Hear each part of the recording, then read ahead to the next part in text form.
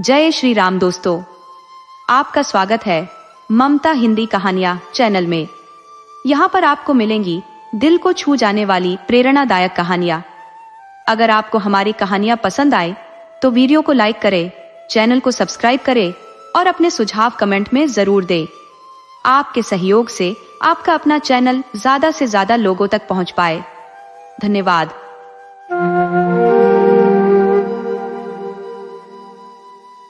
पंडित मोतीराम शास्त्री ने कमरे में कदम रखते ही अपने विशाल पेट पर हाथ फिराते हुए पंचम स्वर में यह श्लोक गुनगुनाया। अजगर करे न चाकरी, पंछी करे न काम, दास मलुका कह गए, सबके दाता राम। सोना ने चेहरे पर उल्लास भरते हुए पूछा, कोई खास खबर है क्या जो इतने प्रसन्न दिख रहे हो? मोतीराम ने अपनी चिर परिचित शैली में बोलते हुए कहा, खबर नहीं, जीत की हुंकार समझो। आज ऐसा हाथ मारा है कि चारों ओर वाहवाही होगी। पूरे घर का निमंत्रण है, पूरे घर का। ऐसा जादू चलाऊंगा कि सब देखते रह जाएंगे। पेट महाराज अभी से बगावत पर उतारू है।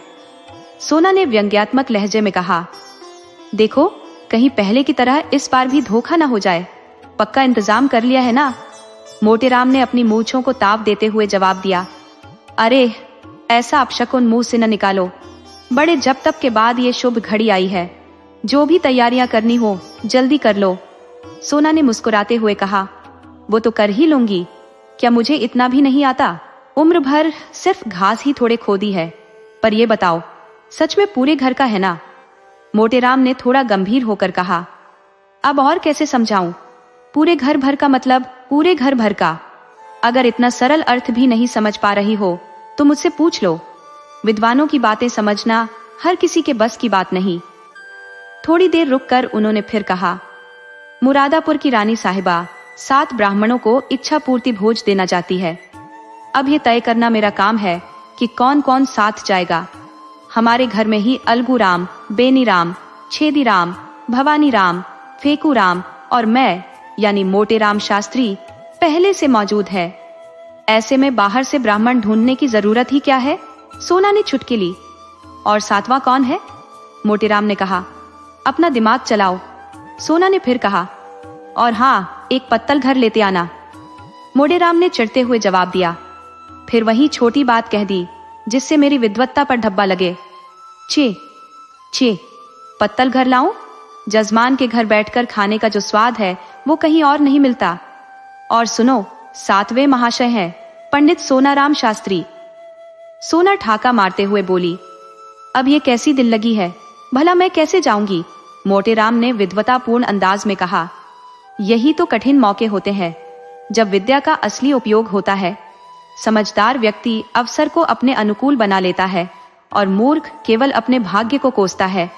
सोना देवी और सोनाराम शास्त्री में क्या फर्क है ये जान लो। केवल परिधान की बात है। परिधान का अर्थ जानती हो?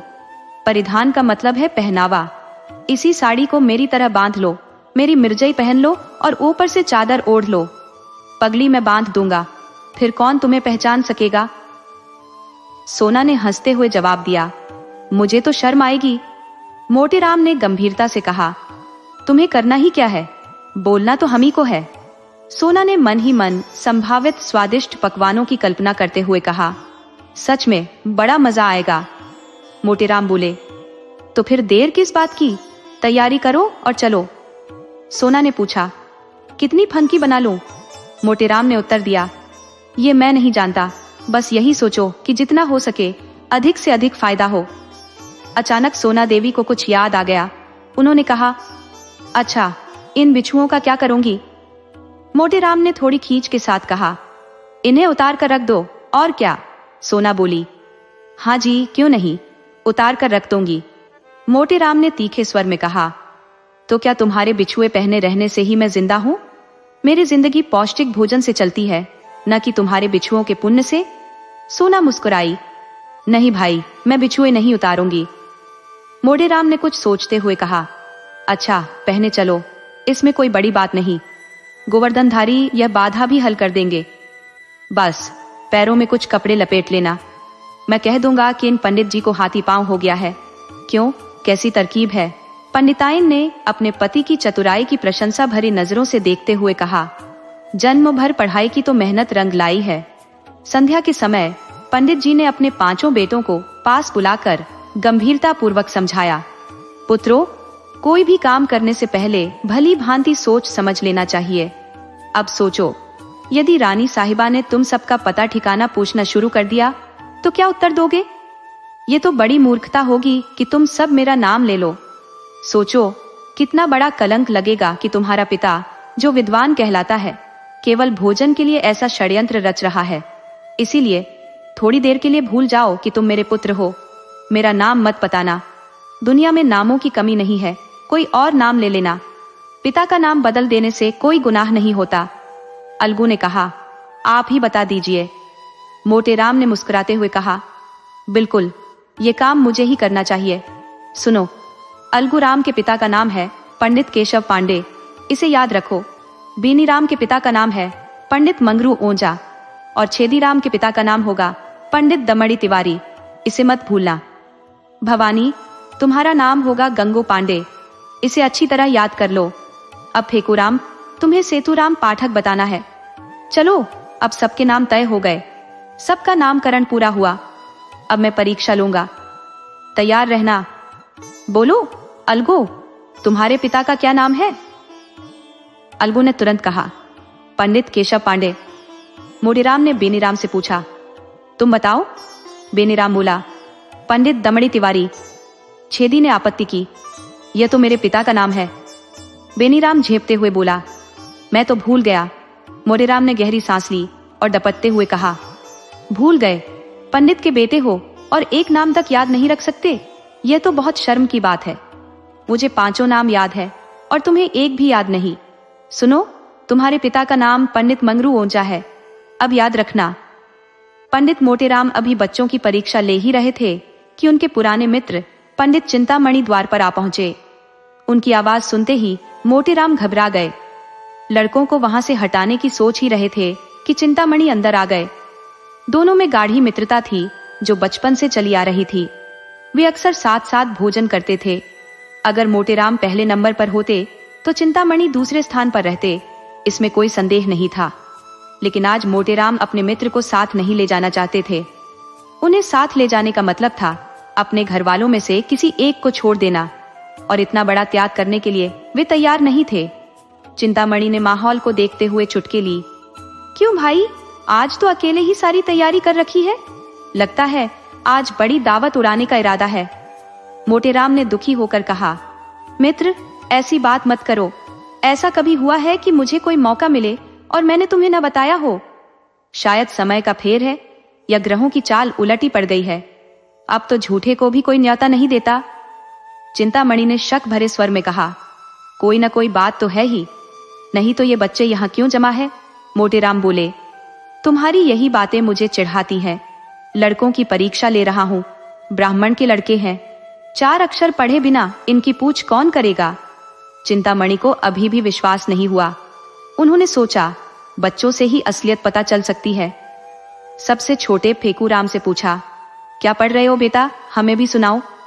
मोटेराम ने फेकूराम को बोलने का मौका नहीं दिया। डर था कि वह सब पोल खोल देगा। उन्होंने कहा, अभी यह क्या पढ़ेगा, दिन भर तो खेलता रहता है। फेकूराम ने भी राहत की सांस ली। उसे यह भारी जिम्मेदारी अपने नन्हे कंधों पर नहीं लेनी पड़ी। बालक ने गर्व से सीना चौड़ा करते हुए कहा, हमको तो सब याद है पंडित सेतुराम पाठक, हम सब कुछ याद कर ले और फिर भी तुम कहो कि हम हमेशा खेलते रहते हैं। ये कहकर उसने रोने का अभिनय शुरू कर दिया। चिंतामणि ने बच्चे को अपनी गोद में उठा लिया और प्यार से बोले, नहीं बेटा, तुमने तो अपना पाठ बहुत अच्छा सुनाया, तुम बड़े मेहनती हो, लेकिन यह सेतुराम पाठक कौन है बेटा? यह सुनकर मोटेराम झुंझला गए और बोले, तुम भी बच्चों की बातों पर ध्यान देने लगे, किसी का नाम सुन लिया होगा। फिर उन्होंने फीको की तरफ मुड़ते हुए कहा, जा बाहर खेल। चिंतामणि अपने मित्र की असहजता को भांप गए। उन्हें समझ आ गया कि यहाँ कोई न कोई रहस्य छिपा हुआ है। उन्होंने बहुत सोच विचार किया, लेकिन सेतुराम पाठक का अर्थ समझने में असमर्थ रहे। अपने मित्र की इस चालाकी पर वे मन ही मन क्षुब्ध हो गए और बोले, ठीक है, तुम अपनी पाठशाला चलाओ, मैं चलता हूँ। आज तुम्हारी मित्रता की असल परीक्षा हो गई। चिंतामणि बाहर निकल गए। मोटेराम के पास उन्हें रोकने का समय नहीं था। वे फिर से परीक्षा लेने में लग गए। सोना ने पीछे से कहा, मना लो, रूठे हुए चले गए हैं, फिर परीक्षा ले लेना। मोटेराम बोले, जब जरूरत पड़ेगी तब मना लूंगा। जैसे ही इन्हें निमंत्रण की खबर मिलेगी सारा गुस्सा शांत हो जाएगा। अच्छा भवानी, तुम्हारे पिता का क्या नाम है, बोलो। भवानी ने तपाक से उत्तर दिया, गंगू पांडे। मोटेराम ने फेकू से पूछा, और तुम्हारे पिता का नाम? फेकू ने थोड़ी खींच के साथ कहा, अरे बता तो दिया, फिर भी कहते हैं पढ़ता नहीं हूं। मोटेराम ने हंसते हुए कहा, अच्छा हमें भी एक बार बता दो। फेकू ने जवाब दिया, सेतुराम पाठक। मोटेराम ने प्यार से कहा, बहुत बढ़िया, हमारा लड़का तो बड़ा राजा है, आज तुम्हें अपने साथ बैठाकर सबसे अच्छा खाना खिलाएंगे। सोना ने मुस्कुराते हुए कहा, हमें भी कोई नाम दे दो। मोटेराम ने शरारत भरी मुस्कान के साथ कहा, तुम्हारा नाम है पंडित मोहन स्वरूप सुकुल। ये सुनकर सोना शर्मा गई और सिर झुका लिया। इसके बाद सोना बच्चों को तैयार करने लगी। उधर फेको उत्साह से घर के बाहर निकल आया। पंडित चिंतामणि, जो रूठ कर बाहर चले गए थे लेकिन उत्सुकता के कारण द्वार पर ही रुके हुए थे, फेकू को देखकर मुस्कुराए। उन्होंने उसे गोद में उठाकर पूछा, बेटा कहाँ निमंत्रण है? उनकी आवाज धीमी थी, लेकिन न जाने कैसे मोटेराम के कानों तक बात पहुंच गई। वे फौरन बाहर आ गए और देखा कि चिंतामणि फेकू से कुछ पूछ रहे हैं। चिंतामणि ने झट से लड़के का हाथ थाम लिया और उसे अपने मित्र की गोद से छीनने की कोशिश की, लेकिन मोटेराम जी अभी तक अपने सवाल का जवाब सुनने के इच्छुक थे। नतीजतन वे लड़के का हाथ छुड़ाकर उसे लेकर अपने घर की ओर भाग खड़े हुए। मोटेराम जी यह दृश्य देखकर चिल्लाते हुए उनके पीछे पीछे दौड़ पड़े। तुम इसे क्यों ले जा रहे हो, बदमाश? सुन लो चिंतामणि, अगर इसे नहीं छोड़ा तो परिणाम अच्छा नहीं होगा। आगे से तुम्हें किसी दावत में नहीं ले जाऊंगा, समझ रहे हो ना? अब लड़के को उतार दो। पर चिंतामणि ने उनकी कोई बात नहीं सुनी। वे सरपट भागते चले गए। जहां उनकी चाल फुर्तीली और तेज थी, वहीं मोटेराम जी के लिए हर कदम भारी पड़ रहा था। वे बैल की तरह हांफते हुए धीमी रफ्तार से पीछे पीछे भागे। बावजूद इसके वे हार मानने को तैयार नहीं थे। नगर में यह नजारा ऐसा लग रहा था जैसे दो जंगली गैंडे चिड़ियाघर से भागकर आपस में रेस लगा रहे हों। सैकड़ों लोग इस तमाशे का आनंद उठाने लगे। बच्चे तालियां बजाते हुए पीछे पीछे दौड़ रहे थे। संभवतः यह दौड़ चिंतामणि के घर जाकर खत्म होती, लेकिन मोटेराम जी की धोती ने बीच में धोखा दे दिया। उलझकर वे गिर पड़े। चिंतामणि ने पीछे मुड़कर देखा तो मोटेराम को जमीन पर पड़े हुए पाया। वे रुक गए और फेकूराम से पूछा, क्यों बेटा, ये नेवता आखिर कहाँ है? फेकू ने चतुराई से कहा, अगर मैं बता दूं तो मिठाई दोगे ना? चिंतामणि मुस्कुराकर बोले, हाँ मिठाई दूंगा, अब बताओ। फेकू ने जवाब दिया, रानी के यहाँ। चिंतामणि ने हैरानी से पूछा, कौन सी रानी? फेकू ने मासूमियत से कहा, ये तो मुझे नहीं पता, पर कोई बड़ी रानी है। नगर में कई बड़ी रानियां थी। चिंतामणि ने सोचा, क्यों न सभी रानियों के दरवाजे जाकर पता किया जाए। जहां भोज होगा वहां भीड़ भाड़ जरूर होगी। इसी सोच के साथ वे वापस लौट पड़े। अब तक उनकी मित्रवत सहानुभूति जग चुकी थी। वे मोटेराम जी के पास पहुंचे और देखा कि वे जमीन पर लेटे करा रहे हैं। चिंतित होकर उन्होंने पूछा, अरे मित्र, गिर कैसे पड़े? यहाँ तो कोई गड्ढा भी नहीं है। मोटेराम ने गुस्से में कहा, तुमसे मतलब? जो पूछना हो लड़के से पूछ लो और उसे लेकर चले जाओ, मुझे चैन से रहने दो। चिंतामणि ने शांत स्वर में कहा, अरे यार, ये सब मजाक था, तुमने बेवजह बुरा मान लिया। चलो अब उठो और राम का नाम लो। मैं वादा करता हूं मैंने कुछ नहीं पूछा। मोटेराम ने झुंझलाते हुए कहा, झूठ मत बोल। चिंतामणि ने अपने जनेऊ की ओर इशारा करते हुए कसम खाकर कहा, सच कह रहा हूं। मोटेराम, तुम्हारी कसमों का क्या भरोसा? चिंतामणि, तुम मुझे इतना बड़ा चालाक समझते हो? मोटेराम, इससे कहीं ज्यादा, चाहे गंगा में डूबकर भी कसम खा लो, मुझसे विश्वास की उम्मीद मत रखना। चिंतामणि, कोई और होता तो उसकी मूछें नोच लेता। मोटेराम, तो फिर आगे बढ़ो। चिंतामणि, पहले पंडिताइन से पूछाओ। मोटेराम इस तीखे तंज को बर्दाश्त नहीं कर पाए। फौरन खड़े हुए और चिंतामणि का हाथ पकड़ लिया। दोनों के बीच खींचतान शुरू हो गई। ये मल्लयुद्ध ऐसा लग रहा था मानो दो गजराज आपस में भिड़ गए हों। दोनों जोर जोर से हनुमान जी की स्तुति गाने लगे और गरज ऐसे रहे थे जैसे जंगल के शेर दहाड़ रहे हो। मोटे राम, महाबली विक्रम बजरंगी। चिंतामणि, भूत पिशाच निकट नहीं आवे। मोटे राम, जय जय जय हनुमान गोसाई। चिंतामणि, प्रभु रखिए लाज हमारी। मोटे राम गुस्से में, ये हनुमान चालीसा में नहीं लिखा है। चिंतामणि, ये मेरी अपनी रचना है, तुम्हारी तरह रटंत विद्या का सहारा नहीं लेता, जितना कहोगे उतना लिख दूंगा। मोटे राम, अबे अगर हम लिखने पर आए तो एक दिन में लाखों स्तुतियां रच डालें, पर इतना समय किसके पास है। अब मल्लयुद्ध एक गंभीर वाक्युद्ध में बदल चुका था। दोनों अपने अपने लेखन कौशल की डींगे हाँकने में मशगूल थे। यह बहस विद्वानों के लिए सम्मानजनक भी लग रही थी। इतने में किसी ने चिंतामणि के घर जाकर खबर दी कि पंडित मोटेराम और चिंतामणि में जबरदस्त लड़ाई चल रही है। चिंतामणि के घर में पहले से ही हलचल मच गई। पंडित चिंतामणि 3 पत्नियों के पति थे। एक सम्मानित ब्राह्मण जिनकी विद्वता दूर दूर तक मशहूर थी। उनकी 3 पत्नियां पूरे मोहल्ले में खौफ का पर्याय थी। पंडित जी ने उन्हें बड़े ही मजेदार नाम दिए थे। बड़ी को अमृति, मंजली को गुलाब जामुन और छोटी को मोहन भोग। पर मोहल्ले वालों के लिए वे त्रैताप से कम न थी। घर में अक्सर आंसुओं की गंगा बहती थी। पंडित जी ने कभी खून की नदियां नहीं बहाई, लेकिन शब्दों के बाण जरूर छोड़े। संकट के समय ये तीनों महिलाएं एकजुट हो जाती थी। जब उन्हें पता चला कि पंडित चिंतामणि संकट में है, तो वे त्रिदोष की तरह कुपित होकर मोर्चा संभालने के लिए तैयार हो गईं। घर से निकली तीनों में से जो अपेक्षाकृत पतली थी, वह सबसे पहले रणभूमि में पहुंची। पंडित मोटेराम ने जब उसे आते देखा तो समझ गए कि अब हालात बिगड़ने वाले हैं। वह फौरन अपना हाथ छुड़ाकर भाग निकले और पलटकर देखने की हिम्मत भी नहीं की। चिंतामणि ने पीछे से खूब ललकारा, लेकिन मोटेराम के कदम रुकने का नाम नहीं ले रहे थे। चिंतामणि, अरे भाग क्यों रही हो? ठहरो, कुछ स्वाद तो छकते जाओ। मोटेराम, भाई हार गया, मैं हार गया। चिंतामणि, अरे थोड़ी दक्षिणा तो लेते जाओ। भागते भागते मोटेराम बोले, दया करो भाई, बस दया करो। रात के 8 बजने तक मोटेराम ने स्नान और पूजा निपटाई और कहा, अब और देर नहीं करनी चाहिए। फंकी तैयार है ना?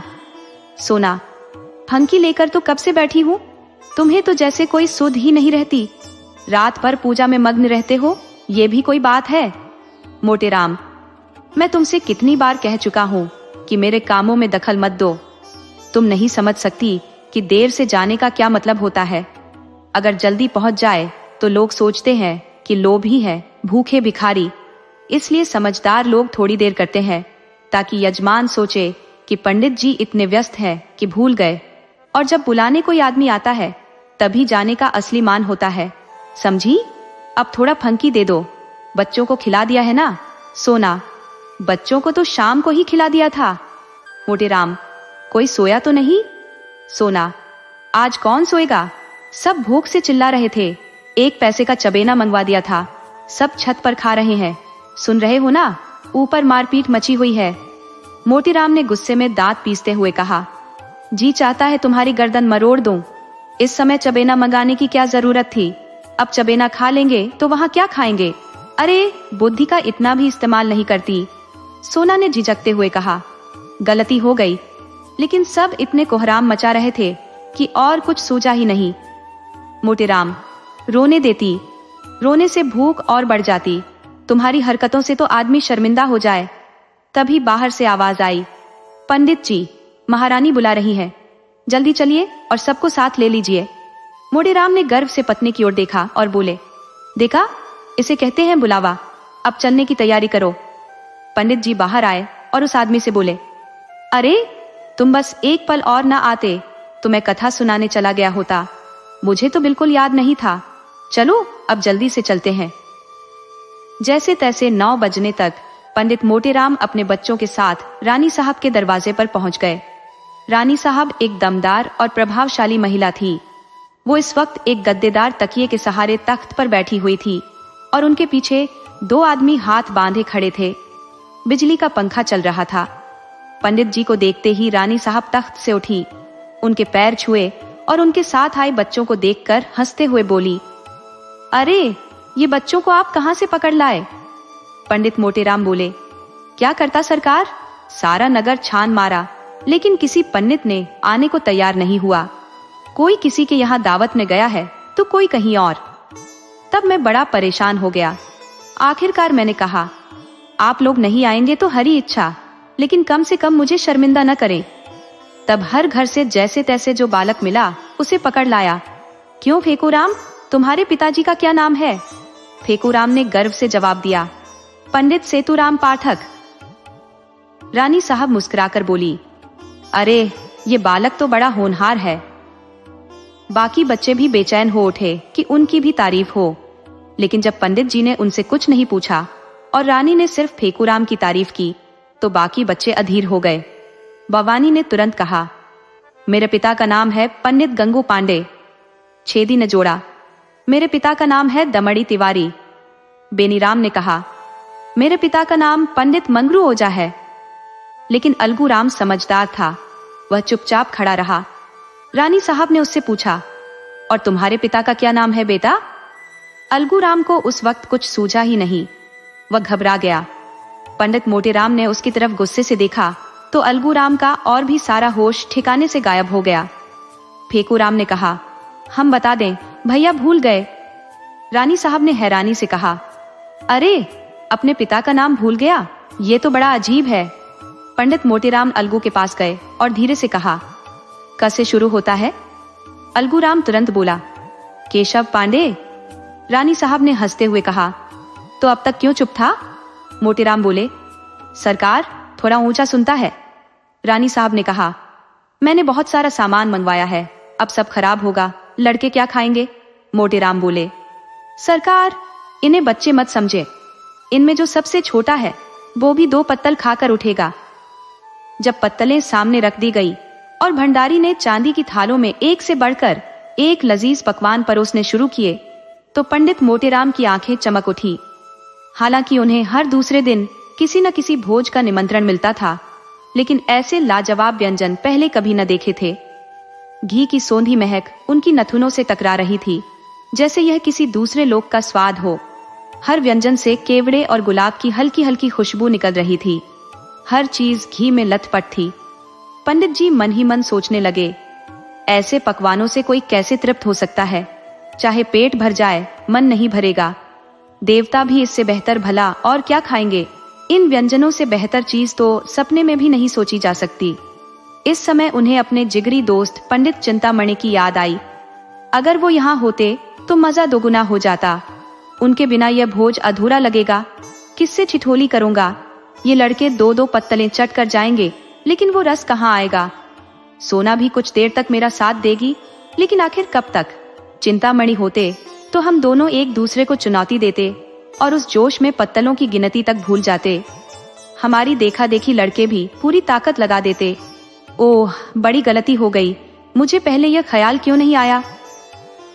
ये सोचकर पंडित मोटेराम तुरंत उठ खड़े हुए और रानी साहब से बोले, सरकार अगर अनुमति हो तो एक बात कहूं। रानी साहब ने मुस्कुराते हुए कहा, बिल्कुल महाराज, क्या किसी चीज की कमी रह गई है? पंडित जी बोले, नहीं सरकार, ऐसा कुछ भी नहीं है।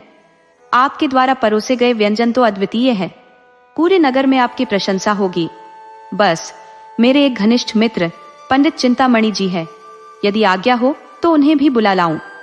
वे बड़े विद्वान और धर्मपरायण ब्राह्मण हैं। उनके जैसा विद्वान इस नगर में दूसरा नहीं है। मैं उन्हें निमंत्रण देना भूल गया था, अभी उनकी याद आई है। रानी साहब ने थोड़ी चिंता जताते हुए कहा, आपकी इच्छा है तो बुला लीजिए, लेकिन उन्हें आने में समय लगेगा और भोजन तो परोस दिया गया है।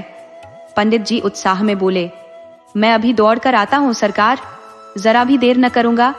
रानी साहब ने कहा, मेरी मोटर ले लीजिए। जैसे ही पंडित जी तैयार हुए, सोना ने हल्की नाराजगी से कहा, आज आपको क्या हो गया है? उन्हें बुलाने की क्या जरूरत है? पंडित जी मुस्कुराए और बोले, अरे कोई ताकतवर साथी भी तो चाहिए। सोना ने तपाक से कहा, क्या मैं तुम्हारे लिए काफी नहीं हूँ? पंडित जी हंसकर बोले, अरे तुम समझ नहीं रही हो, घर की बात और होती है और मैदान की बात और। पुराने खिलाड़ी जैसा जोश और अनुभव दिखाने वाला नया खिलाड़ी नहीं हो सकता। वहां ताकत से ज्यादा हिम्मत की जरूरत होती है। बस यहां भी वही समझो, झंडे गाड़ दूंगा, देख लेना। सोना, कहीं लड़के सो गए तो मोटे, और भूख तेज हो जाएगी, जगह तो मैं लूंगा। सोना, देख लेना, आज वह तुम्हें मात देगा। उसके पेट में तो जैसे भूख का कोई पटारा है। मोटे, बुद्धि का हर जगह वर्चस्व होता है। ऐसा मत सोचो कि खाना खाने में कोई विद्या नहीं होती, इसका भी एक शास्त्र है। मथुरा के शनिचरानंद महाराज ने इसे लिखा है।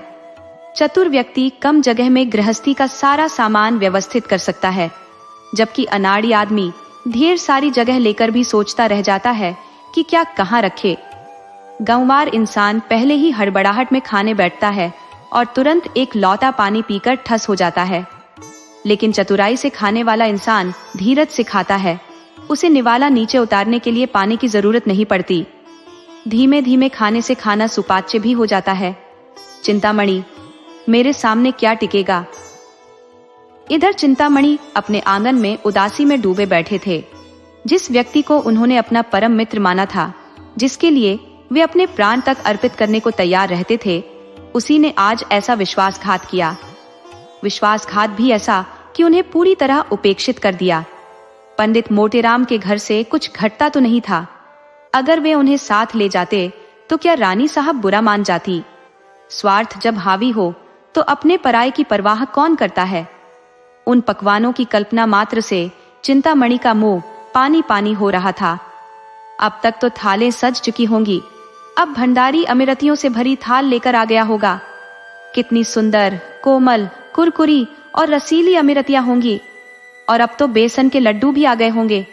कितने गोल मटोल, मेवों से ठूसे हुए, घी से चिपचिपाते लड्डू होंगे, जो मुंह में रखते ही पिघल जाते होंगे। ओह, अब तो मोहन भोग भी आ गया होगा। हाय रे भाग्य, मैं यहाँ पड़ा पड़ा गुस्से से सड़ रहा हूँ और वहां ऐसी दावत चल रही है। बड़े निर्दयी हो मोटेराम, तुमसे ऐसी निष्ठुरता की आशा नहीं थी। अमिरती देवी ने समझाने की कोशिश की। तुम इतना हताश क्यों हो रहे हो, पितृपक्ष आने ही वाला है, ऐसे न जाने कितने अवसर मिलेंगे। चिंतामणि झुंझलाकर बोले, आज तो सुबह किसी मनहूस का मुंह देखकर उठा था। लाओ तो पतरा, देखो आज का समय कैसा है। अब मुझसे इंतजार नहीं होता, सारा नगर छान मारूंगा, कहीं तो उनका सुराग मिलेगा। मेरी नासिका भी दाहिनी दिशा में चल रही है।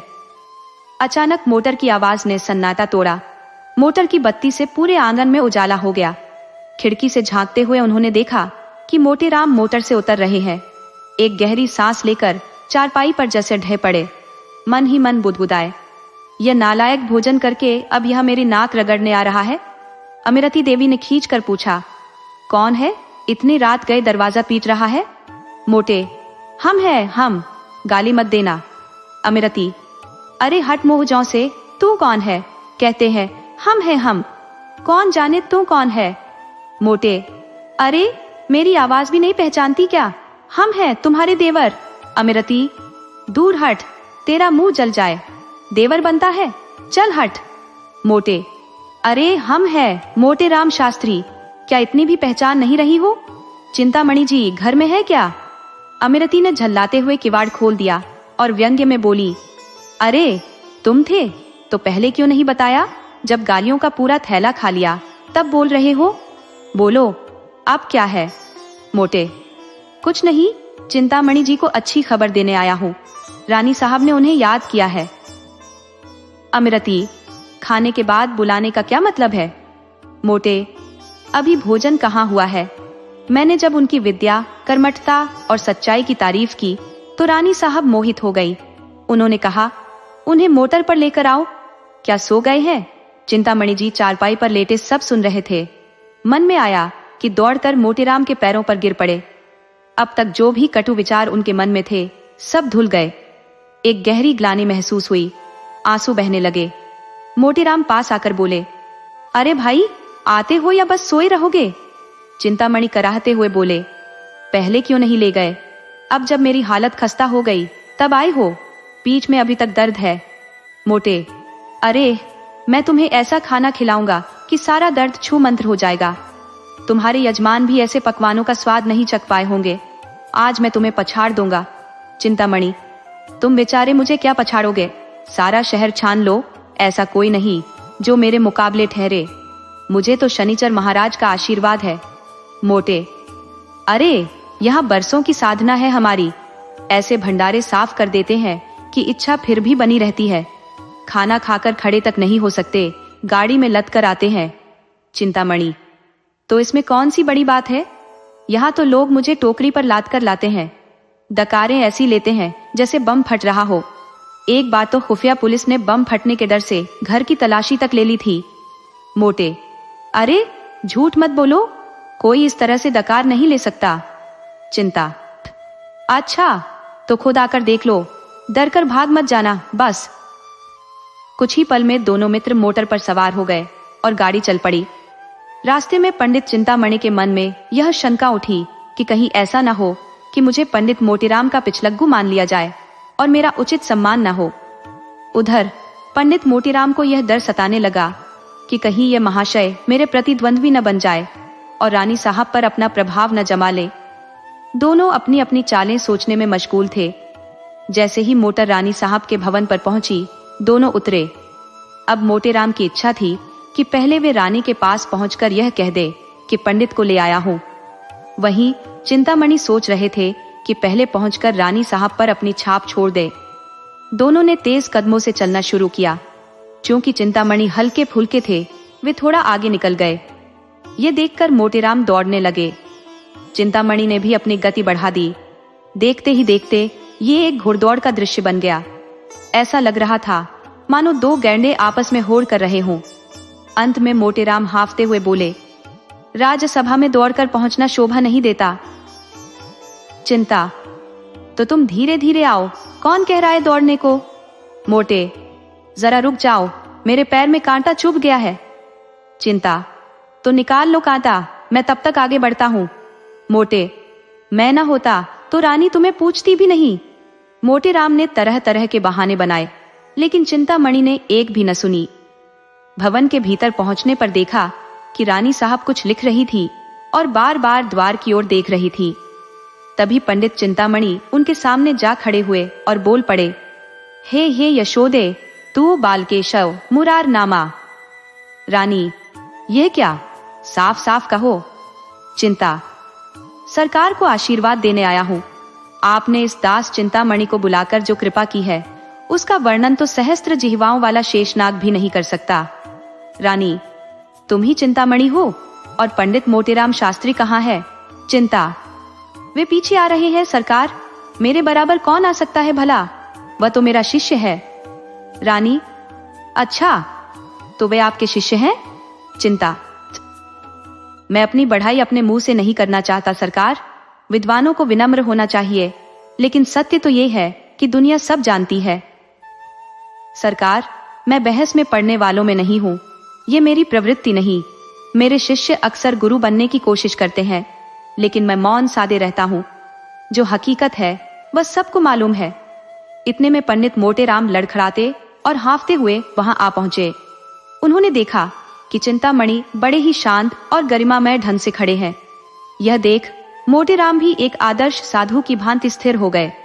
रानी, पंडित चिंतामणि न केवल सरल स्वभाव के हैं, बल्कि महान विद्वान भी हैं। आप उनके शिष्य हैं, फिर भी वे आपको अपना शिष्य नहीं मानते।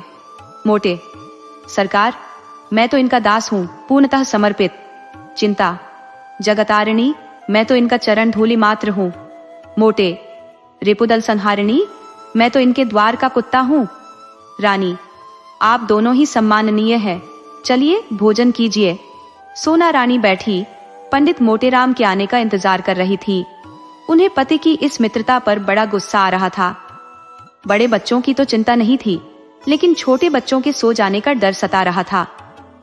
वह उन्हें कहानियां सुना सुनाकर बहलाने की कोशिश कर रही थी। तभी भंडारी ने आकर कहा, महाराज चलिए। दोनों पंडित भोजनशाला में आसन पर विराजमान हो गए। फिर क्या था, बच्चे खुशी खुशी उछलते कूदते भोजनशाला में जा पहुंचे। वहां देखा कि दोनों पंडित आमने सामने बैठे, जैसे कोई महायुद्ध छेड़ने को तैयार हों। दोनों अपने अपने कौशल के प्रदर्शन हेतु उतावले हो रहे थे। चिंता। भंडारी जी, तुम परोसने में इतनी देर क्यों करते हो? क्या भीतर जाकर सोने लगते हो? भंडारी। अरे चुपचाप बैठे रहो, जो कुछ होगा सब आ जाएगा।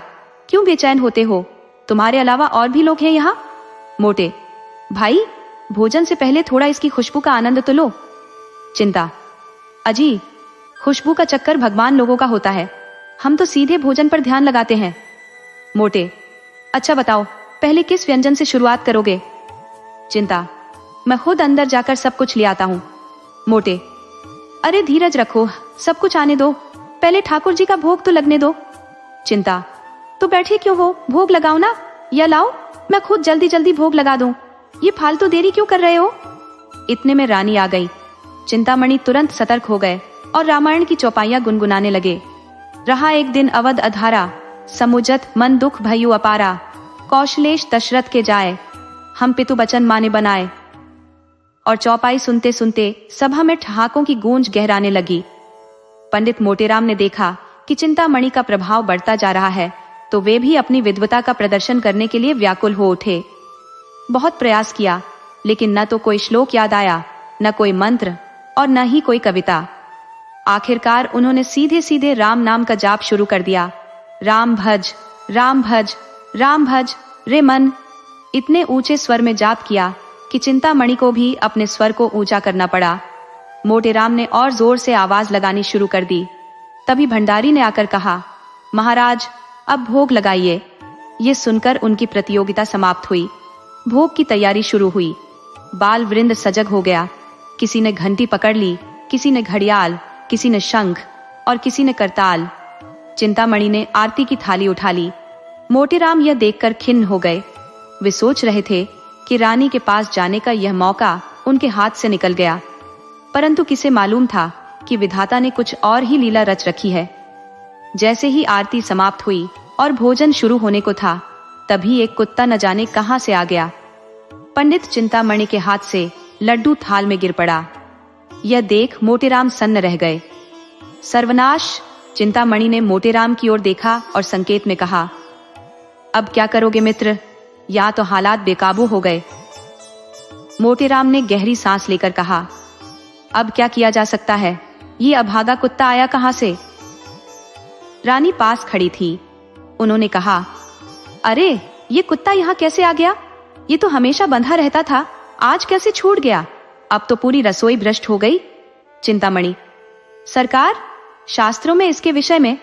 मोटेराम, कोई दिक्कत नहीं है सरकार, कोई बड़ी बात नहीं। सोना, भाग्य फूट गया, आधी रात तक देखते देखते ये विपत्ति आ पड़ी।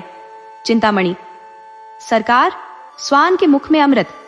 मोटेराम, तो अब अनुमति हो तो चले। रानी, हाँ और क्या, मुझे बहुत दुख है कि इस कुत्ते ने इतना बड़ा अनर्थ कर दिया। टॉमी, तुम बड़े गुस्ताख हो गए हो। भंडारी, ये थालियां उठाकर मेहतर को दे दो। चिंतामणि, सोना से सीना फटा जा रहा है। सोना को बच्चों पर दया आ रही थी। बेचारे इतनी देर से देवताओं जैसा धैर्य दिखा रहे थे। अगर उनके बस में होता तो कुत्ते का गला घोंट देती। उन्होंने कहा, बच्चों का तो कोई दोष नहीं है, इन्हें क्यों नहीं खिला देते कोई? चिंतामणि, मोटेराम बड़ा ही धूर्त निकला, इसकी अक्ल पूरी तरह भ्रष्ट हो गई है। सोना, ऐसे तो बड़े पंडित बने घूमते हैं, अब क्यों कुछ बोलते नहीं? मुंह में दही जमा है क्या? जुबान क्यों नहीं खुल रही? चिंता, सच कह रहा हूं, अगर मौका मिलता तो रानी को चकमा देकर निकल जाता। उस अभागे के कारण पूरा खेल बिगड़ गया। सारी इच्छाएं मन में ही रह गई। ऐसे मौके फिर कहां मिलेंगे? सोना, सारी मर्दानगी घर में ही दिखाते हो, बाहर तो जैसे पानी उतर जाता है। रानी ने भंडारी को बुलाया और कहा, इन तीनों छोटे बच्चों को खिला दो, बेचारे क्यों भूखे रहे। क्यों फेंको राम, मिठाई खाओगे? फेंको। हाँ, हम तो इसी उम्मीद से आए हैं। रानी, कितनी मिठाई खाओगे? फेंको, हाथ से इशारा करते हुए। बहुत सारी, इतनी। रानी, ठीक है, जितनी खानी है खा लेना, लेकिन जो सवाल पूछूंगी उसका जवाब देना पड़ेगा। बताओगे ना? फेंको। हाँ बताऊंगा, पूछिए। रानी, अगर झूठ बोले तो मिठाई नहीं मिलेगी, समझ गए? फेंको। मत दीजिएगा, मैं झूठ नहीं बोलूंगा। रानी, अपने पिता का नाम बताओ। मोटे, बच्चों को हर वक्त सब बातें याद नहीं रहती, उसने तो आते ही बता दिया था। रानी, मैं फिर पूछ रही हूँ, इसमें आपकी क्या हानि है? चिंता, नाम पूछने में कोई नुकसान नहीं है। मोटे, चुप रहो चिंतामणि, नहीं तो अच्छा नहीं होगा। मेरे गुस्से को तुम जानते नहीं, चुपचाप बैठा हूँ, लेकिन अगर फूट पड़ा तो भागने की नौबत आएगी। रानी, आप बेवजह इतना क्रोध क्यों कर रहे हैं? फेकुराम, जवाब दो, वरना मिठाई नहीं मिलेगी। चिंता, महारानी तुम्हारे ऊपर इतनी कृपा कर रही हैं बेटा, सच सच बता दो। मोटे, चिंतामणि तुम्हारे दिन खराब आ गए हैं, वह कुछ नहीं बताएगा और तुम बड़े हमदर्द बनने चले हो। सोना, अरे हाँ, बच्चों से ये सब पूछने का क्या मतलब? अगर मिठाई देनी है तो दो, नहीं तो मत दो। ये क्या कि पहले बाप का नाम बताओ तब मिठाई मिलेगी। फेकुराम ने धीरे धीरे कुछ कहा, लेकिन पंडित जी ने इतनी जोर से डांटा कि वह अधूरी बात ही मुंह में रह गई। रानी, उसे डांट क्यों रहे हो? बोलने क्यों नहीं देते? बोलो बेटा। मोटे, आप हमें अपने दरवाजे बुलाकर हमारा अपमान कर रही हैं। चिंता, इसमें अपमान जैसी कोई बात नहीं है भाई। मोटे, अब हम इस घर के दरवाजे पर कदम नहीं रखेंगे, यह शरीफ लोगों का अपमान होता है। अलगो, अगर कहें तो चिंतामणि को एक थप्पड़ जड़ दूं? मोटे, नहीं बेटा, पापियों को सजा देने का काम भगवान का है। चलो यहाँ से चलते हैं, अब भूल कर भी यहाँ नहीं आएंगे। ब्राह्मणों को बुलाकर उनका अपमान करना, तभी तो देश में हर तरफ हंगामा मचा हुआ है। चिंता, मोटेराम, महारानी के सामने तुम्हें ऐसी कड़वी बातें नहीं कहनी चाहिए थी। मोटे, बस मौन ही रहो, नहीं तो सारा गुस्सा तुम्हारे सिर ही फूटेगा। माता पिता का कोई अता पता नहीं और यहाँ ब्राह्मण बनने की धुन में हो। तुम्हें कौन कहता है ब्राह्मण? चिंता, जो भी कहना है कह लो। चंद्रमा पर थूकने से थूक अपने ही चेहरे पर गिरता है। जब तुम धर्म का एक गुण भी नहीं जानते तो तुमसे क्या चर्चा करूं? ब्राह्मण को सहनशील होना चाहिए। मोटे, तुम पेट के गुलाम हो, केवल चापलूसी कर रहे हो ताकि कोई थाली भोजन की मिल जाए। यहां मर्यादा की बड़ी बात करते हो। चिंता, कहां तो भाई, तुम बड़े मैं छोटा, अब और क्या कहूं? तुम सत्य बोलते होगे। मैं ब्राह्मण नहीं, शूद्र हूं। रानी, ऐसा मत कहिए चिंतामणि जी। मोटे, गुस्से में, अगर इसका बदला न लिया तो मेरा नाम बदल देना।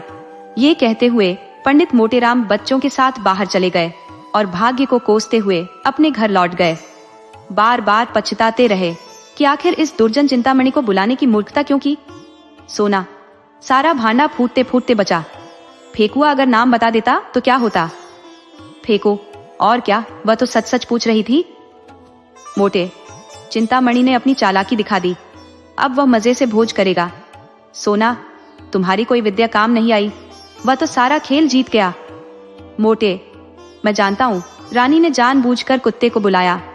सोना, मैं तो उसका चेहरा देखते ही समझ गई कि वह हमें पहचान गई है। इधर ये लोग पछताते हुए घर की ओर बढ़ रहे थे, उधर चिंतामणि की 5 अंगुलियां घी में थी। वह आसन पर बैठकर भोज कर रहे थे। रानी अपने हाथों से मिठाइयां परोस रही थी और बातचीत भी चल रही थी। रानी, बड़ा धूर्त है, बच्चों को देखते ही मैंने समझ लिया था। अपनी पत्नी को भेष बदल कर लाया और इसे लज्जा तक नहीं आई। चिंता, वे मुझे कोस रहे होंगे।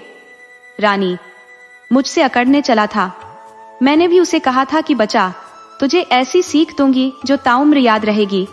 मैंने टामी को बुला लिया। चिंता, सरकार की बुद्धिमानी को प्रणाम है। दोस्तों, आपको कहानी कैसी लगी अपने सुझाव कमेंट करना न भूले।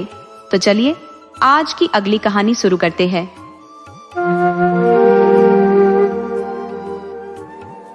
दुनिया में कुछ लोग ऐसे होते हैं जो किसी के नौकर नहीं होते, फिर भी सबकी सेवा में लगे रहते हैं, जिनके पास अपना कोई निजी काम नहीं होता, मगर वे कभी भी खाली बैठने की फुर्सत नहीं निकाल पाते। जामिद उन्हीं व्यक्तियों की श्रेणी में आता था। वह पूर्णतः निश्चिंत स्वभाव का था, न किसी से मित्रता करता न किसी से दुश्मनी। जिसने भी उससे थोड़ा मुस्कुराकर बात की, वह उसके लिए बिना कीमत का सेवक बन गया। बेवजह के काम करने में उसे विशेष आनंद आता था। गांव में अगर कोई बीमार पड़ जाता तो वह तुरंत उसकी सेवा के लिए पहुंच जाता, चाहे आधी रात को हकीम के घर दौड़ना पड़े या किसी दुर्लभ जड़ी बूटी के लिए जंगल खंगालना पड़े, वह हर कार्य में तैयार रहता। किसी गरीब पर अत्याचार होते देख वह चुप नहीं रह सकता था, चाहे कोई उसे मारने पर उतर आए, पर वह अन्याय के विरुद्ध आवाज उठाने से पीछे नहीं हटता। इस प्रकार की घटनाएं उसके जीवन में असंख्य बार घटित हो चुकी थी। पुलिस वालों से उसकी खटपट तो आम बात थी। गांव वाले उसे बॉडम समझते थे और कहीं न कहीं यह सही भी था। जो व्यक्ति किसी का बोझ देखकर उसे अपने कंधे पर उठा ले, किसी का छप्पर खड़ा करने या आग बुझाने के लिए मीलों दौड़ जाए, उसे समझदार कौन कहेगा। सच कहे तो उसकी सेवाओं से औरों को भले ही लाभ हो, पर उसका स्वयं का कोई भला नहीं होता था। यहाँ तक कि उसे अपनी रोटी के लिए भी दूसरों पर निर्भर रहना पड़ता था। वह खुद भूखा रहता मगर दूसरों की परेशानियों में डूबा रहता। आखिरकार जब लोगों ने उसे तिरस्कृत किया और समझाया कि वह अपना जीवन व्यर्थ गवा रहा है, तब उसकी समझ में बात आई। उन्होंने कहा, तुम दूसरों के लिए अपनी जान खपाते हो, मगर कोई तुम्हारा नहीं है। अगर तुम बीमार पड़ गए तो एक घूंट पानी देने वाला भी न मिलेगा। जब तक तुम सेवा करते हो, लोग तुम्हें भीख समझकर खाना दे देते हैं, पर जिस दिन कुछ मांगने की नौबत आएगी, कोई तुमसे सीधे मुंह बात भी नहीं करेगा। ये सुनकर जामिद की आंखें खुली। उसके पास अपना कुछ भी नहीं था, न कोई सामान, न कोई साधन। एक दिन उसने अपना सामान समेटा और गांव छोड़ दिया। 2 दिन बाद वह एक बड़े शहर पहुंचा। शहर भव्य था, ऊंचे ऊंचे महल, चौड़ी और स्वच्छ सड़कें, रौनक भरे बाजार, मस्जिदों और मंदिरों की गिनती मकानों से भी अधिक प्रतीत होती थी। गांव में ऐसा कुछ भी नहीं था। वहां लोग एक साधारण चबूतरे पर नमाज पढ़ लेते थे और हिंदू पेड़ के नीचे जल अर्पित कर देते थे। लेकिन यहाँ धर्म और पूजा का ऐसा महात्म्य देखकर जामिद हैरान और प्रसन्न हुआ। उसके मन में धर्म का जितना सम्मान था, उतना किसी सांसारिक वस्तु का नहीं। वह सोचने लगा, ये लोग कितने ईमानदार और सत्यनिष्ठ होंगे। इन लोगों में कितनी करुणा, कितनी समझदारी और कितनी गहरी संवेदनशीलता होगी, तभी तो इन्हें ईश्वर ने इतना सम्मान दिया है। जामिद हर आते जाते व्यक्ति को श्रद्धा भरी दृष्टि से देखता और विनम्रता से सिर झुका देता। यहाँ के लोग उसे किसी देवता के समान लगते थे। घूमते घूमते शाम हो गई। थकावट से चूर होकर वह एक बड़े मंदिर के चबूतरे पर जा बैठा। मंदिर का आकार विशाल था, ऊपर सुनहरे कलश चमचमा रहे थे। मुख्य भवन संगमरमर की सुंदर टाइलों से सुसज्जित था, लेकिन आंगन में जगह जगह गंदगी और गोबर फैला हुआ था।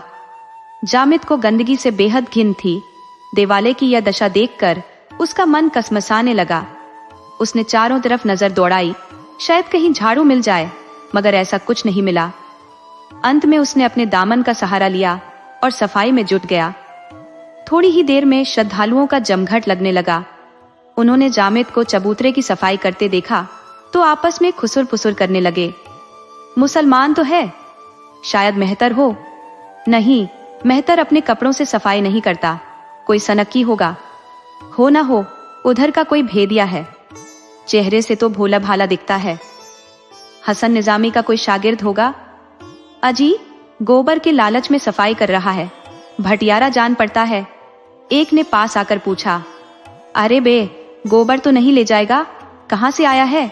जामिद ने सहजता से उत्तर दिया, परदेसी मुसाफिर हूँ मालिक, मुझे गोबर लेकर क्या करना है? ठाकुर जी का मंदिर देखा तो सोचा बैठ जाऊं, दंदगी देखी तो लगा सफाई कर दूं।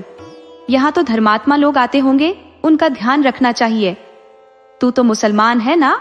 ठाकुर जी तो सबके हैं साहब, क्या हिंदू हो क्या मुसलमान। तू ठाकुर जी को मानता है? जिसने हमें पैदा किया उसे न मानूंगा तो किसे मानूंगा साहब। ये सुन भक्तों में चर्चा शुरू हो गई। देहाती लगता है, पकड़ लो इसे, कहीं भाग न जाए।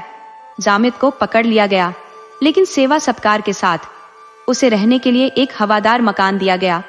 दिन में 2 वक्त बढ़िया भोजन मिलता। 4-5 लोग हमेशा उसके साथ रहते। जामिद को भजन गाने का शौक था और उसकी आवाज में अद्भुत मिठास थी। वह मंदिर में भजन कीर्तन करता और उसका स्वर इतना मधुर था कि लोग खींचे चले आते। भक्तों को विश्वास हो गया कि ये व्यक्ति भगवान का भेजा हुआ वरदान है। एक दिन मंदिर में बड़ा आयोजन हुआ। आंगन में शानदार व्यवस्था की गई। जामिद का सिर मुंडवा दिया गया, उसे नए वस्त्र पहनाए गए। हवन हुआ, और जामिद के हाथों से मिठाई बांटी गई। जामिद अपने मेजबानों की उदारता और उनके धर्मनिष्ठ स्वभाव का और भी अधिक कायल हो गया। ये लोग कितने सज्जन हैं, जो एक बेसहारा परदेसी की इस कदर खातिर कर रहे हैं। यही तो असली धर्म है।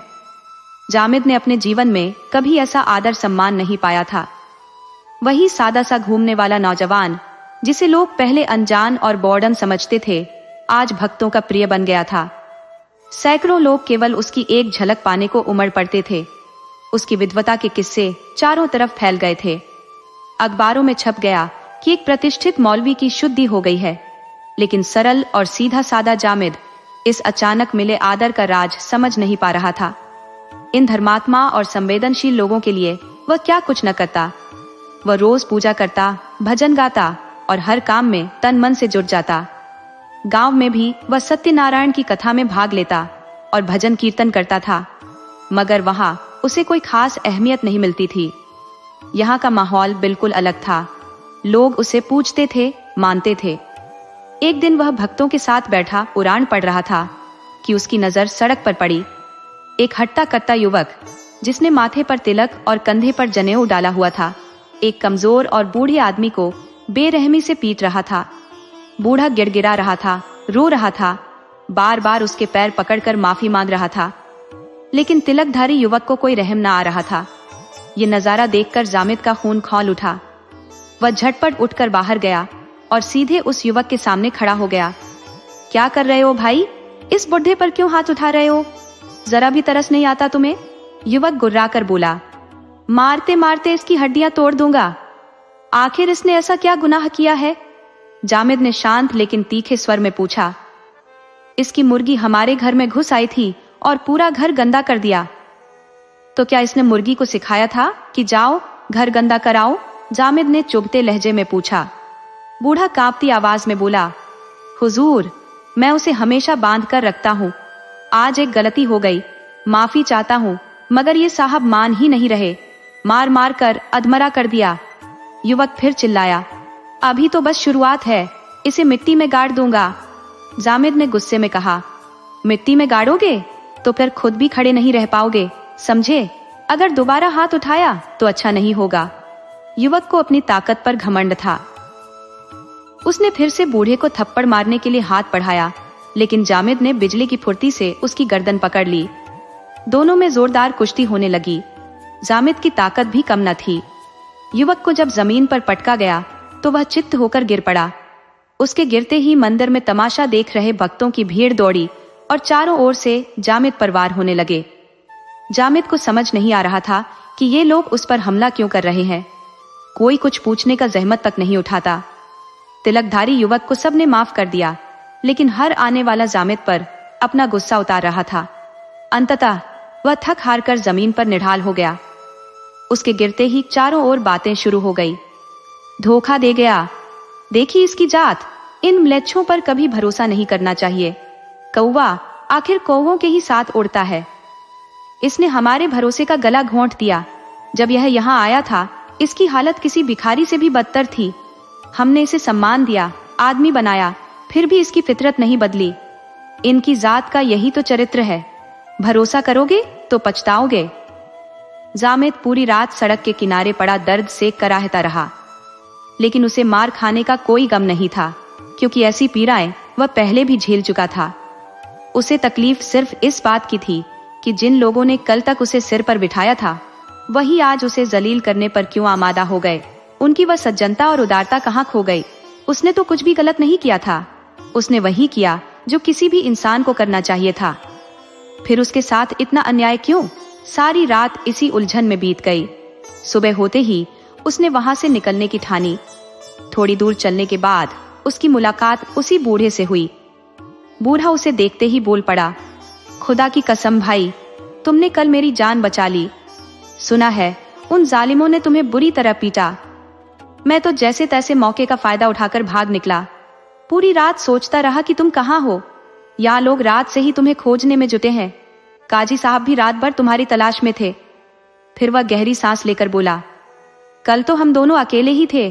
नमाज का वक्त था और सब लोग मस्जिद में थे। अगर जरा भी भनक लग जाती तो यहाँ हजारों लठैत पहुंच जाते और उन दुश्मनों को उनकी औकात दिखा देते। अब तो मैंने 3 और मुर्गियां पाल ली है, देखता हूँ अब वह तिलकधारी पंडित क्या करता है। काजी साहब ने साफ कहा है कि अगर वह लौंडा फिर से कोई हरकत करे तो सीधी उनके पास आओ। इस बार या तो वह बच्चा यहाँ से भागेगा या उसकी हड्डी पसली चूर चूर कर दी जाएगी। बूढ़ा उसे काजी जोरावर हुसैन के दरवाजे पर ले गया। काजी साहब वजू कर रहे थे। जामिद को देखते ही उन्होंने दौड़कर गले लगा लिया और बोले, वल्लाह तुम तो हमारी आंखों की तलाश बन गए थे। अकेले ही तुमने काफिरों की ताकत को धूल चटा दी। क्यों ना हो तुम्हारे रगों में मोमिन का खून जो दौड़ता है। इन काफिरों की औकात ही क्या है। सुना वे तुम्हारी शुद्धि करने की साजिश में थे, पर तुमने उनके सारे अरमान तहस नहस कर दिए। इस्लाम को तुम जैसे वफादारों की जरूरत है।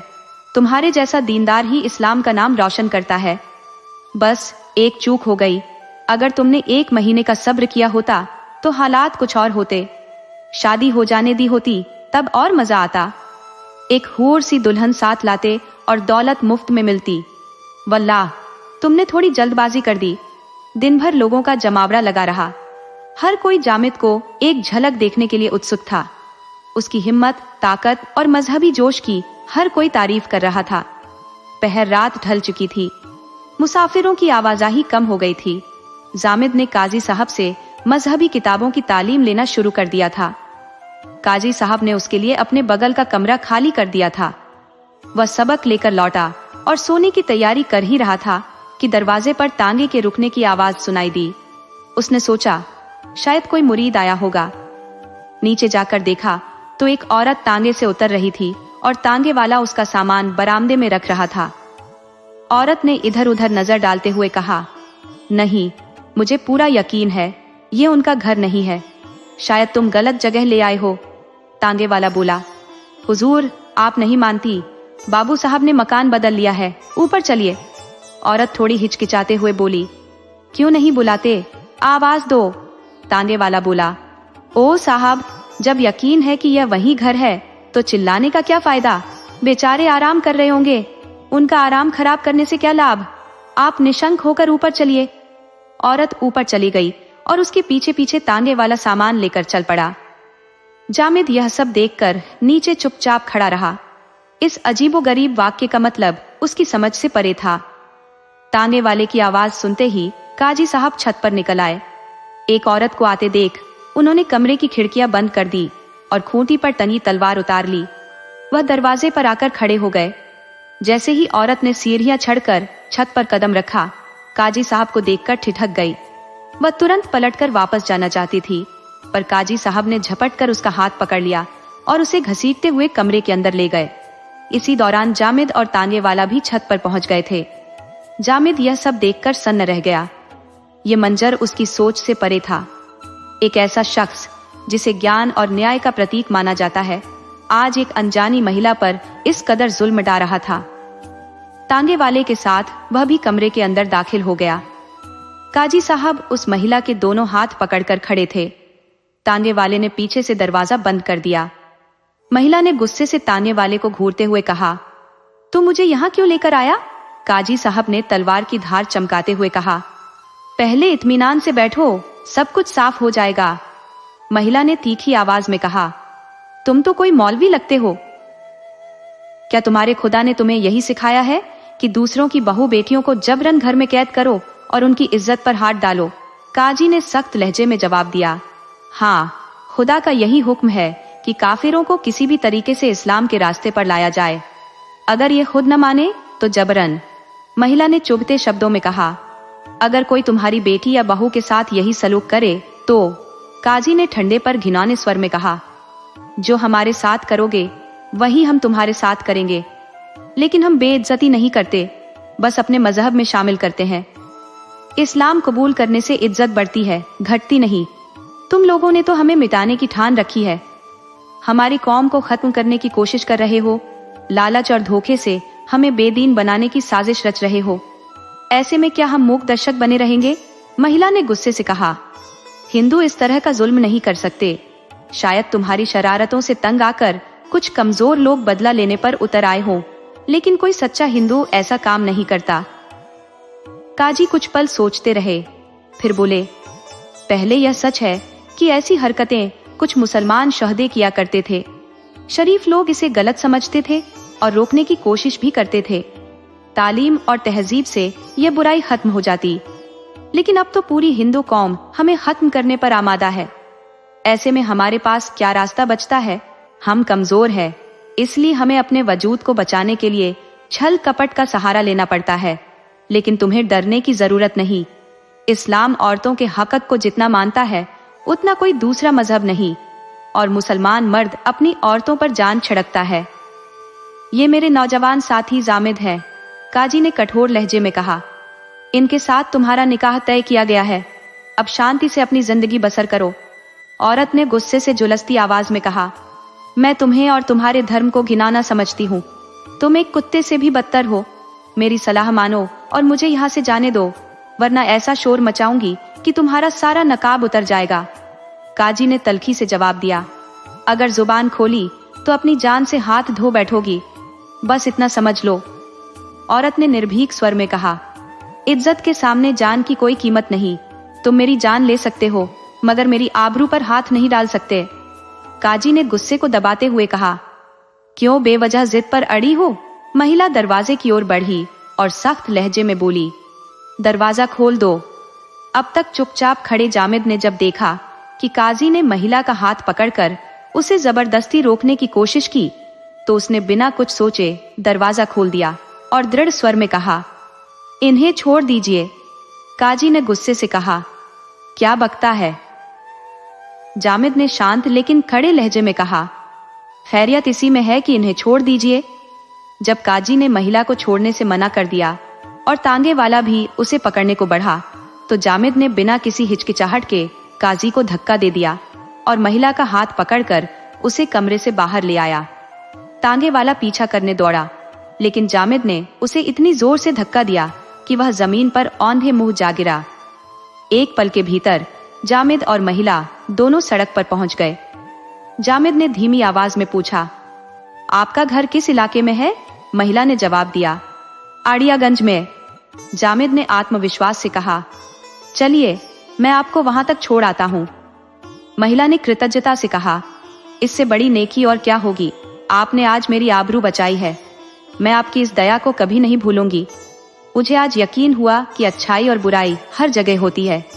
मेरे शौहर का नाम पंडित राजकुमार है। उसी वक्त एक तांगा सड़क पर आता दिखा। जामिद ने महिला को उसमें बिठा दिया। वह खुद भी बैठने ही वाला था कि ऊपर से काजी ने लाठी फेंकी जो तांगे से टकराई। जामिद तांगे में बैठ गया और तांगा चल पड़ा।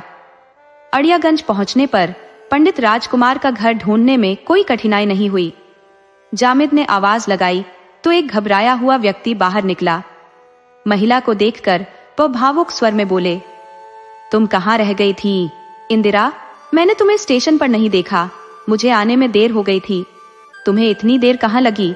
जैसे ही इंदिरा ने घर की चौखट पर कदम रखा, उसने गहरी सांस लेते हुए कहा, यह एक लंबी कहानी है, पहले जरा सांस लेने दो, फिर सब कुछ बताती हूँ। बस इतना समझ लो कि अगर इस मुसलमान ने मेरी मदद न की होती तो मेरी इज्जत मिट्टी में मिल गई होती। इंदिरा की बात सुनकर पंडित जी के भीतर बेचैनी और भी बढ़ गई।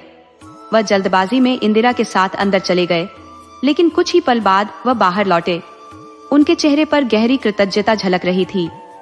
जामिद के सामने खड़े होकर उन्होंने भावुक स्वर में कहा, भाई साहब, हो सकता है आपको यह दिखावा लगे, पर मुझे इस समय आप में ईश्वर का ही रूप नजर आ रहा है। मेरी जबान इतनी समर्थ नहीं कि आपकी नेकी का धन्यवाद कर सकूं। कृपया अंदर चलकर थोड़ा विश्राम करें। जामिद ने विनम्रता से कहा, नहीं, अब मुझे इजाजत दीजिए। पंडित जी ने गंभीरता से कहा, मैं आपकी इस महानता का क्या प्रतिदान कर सकता हूँ? जामिद ने नर्म लेकिन गहरे लहजे में जवाब दिया, मेरा आपसे यही अनुरोध है कि इस घटना का बदला किसी गरीब मुसलमान से मत लीजिएगा। यही मेरी सबसे बड़ी गुजारिश है। ये कहकर जामिद खड़ा हुआ और धीरे धीरे उस सन्नाटे भरी रात में शहर की ओर बढ़ चला। उस शहर की जहरीली फिजा में उसका दम घुट रहा था। वह जल्द से जल्द इस माहौल से निकलकर अपने गांव पहुंचना चाहता था। वह गांव जहां धर्म का मतलब सहानुभूति, प्रेम और मेलजोल था, अब उसे मजहब और उसके तथाकथित ठेकेदारों से सख्त नफरत हो चुकी थी। दोस्तों, आपको कहानी कैसी लगी? अपने सुझाव कमेंट करना न भूले। तो चलिए आज की अगली कहानी शुरू करते हैं।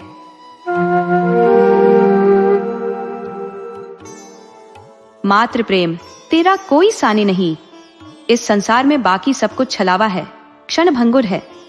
केवल मात्र प्रेम ही शाश्वत है, अडिग है। 3 दिन हो गए थे। सुखिया के मुंह में न तो अन्न का एक कण गया था और न पानी की एक बूंद। उसकी निगाहें बस पुआल पर लेटे अपने नन्हे से लाल पर टिकी थी, जो दर्द से कराह रहा था। 3 दिनों से उसकी आंखें भी नहीं खुली थी। कभी सुखिया उसे अपनी गोद में उठा लेती तो कभी थककर वापस पुआल पर सुला देती। इस चंचल हंसते खेलते बच्चे को अचानक क्या हो गया, ये कोई बता नहीं पाता था। ऐसी हालत में सुखिया को भूख प्यास कहाँ महसूस होती।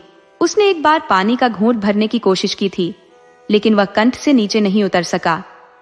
उसकी बदकिस्मती की कोई सीमा नहीं थी। साल भर के भीतर 2 मासूमों को वह गंगा में समर्पित कर चुकी थी। पति का साया तो पहले ही सर से उठ चुका था। अब इस अनाथ के जीवन का इकलौता सहारा यही बालक था। लेकिन क्या ईश्वर इस अंतिम आश्रय को भी छीन लेना चाहते हैं? ऐसा सोचते ही सुखिया की आंखों से आंसू बह निकलते। वह अपने बच्चे को एक पल के लिए भी अकेला नहीं छोड़ती थी। जहां जाती उसे साथ ले जाती। घास छीलने जाए या बाजार में बेचने, बालक उसकी गोद में ही होता। उसने उसके लिए छोटी सी खुरपी और एक नन्ही सी टोकरी बनवा दी थी।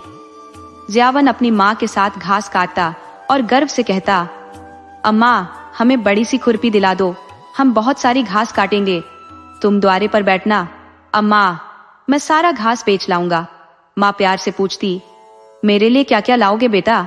जियावन लाल लाल साड़ियों का वादा करता और अपने लिए बहुत सारा गुड़ लाने की बात करता। वही मासूम बातें अब सुखिया के दिल में कांटों की तरह चुभ रही थी। जो भी बच्चे को देखता यही कहता कि किसी की नजर लग गई है। लेकिन किसकी नजर? इस बेचारी विधवा का इस संसार में कौन दुश्मन होगा?